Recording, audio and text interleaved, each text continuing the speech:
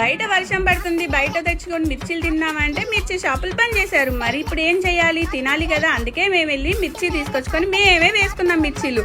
ముందుగా ఏం చేయాలంటే మిర్చిల్ని కడిగి మధ్యలో కట్ చేసి ఇత్తనాలు తీసేసి ఉప్పు నీళ్ళలో నానబెట్టేసుకొని పక్కన పెట్టుకోవాలి. అలాగే కొంచెం చింతపండు నానబెట్టి తర్వాత అది కూడా పక్కన పెట్టేసి ఒక రోల్ తీసుకొని జీలకర్ర వాము కచ్చపచ్చ దంచుకొని చింతపండు నానిన తర్వాత అందులో ఈ పౌడర్ వేసి కొంచెం ఉప్పు శనగపిండి వేసి పేస్ట్ లా కలిపి అది పక్కన పెట్టేసుకోండి.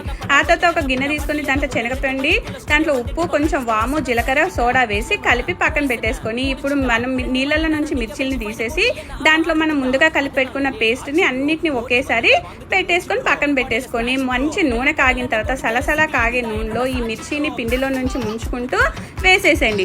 ఒక పక్కన సైడ్కి మిరపకాయ కనపడితేనే చాలా బాగుంటుంది. అలా వేస్తేనే మా ఇంట్లో ఇష్టంగా తింటారు. అప్పుడు బయట బజ్జీల్లా ఉంటాయి.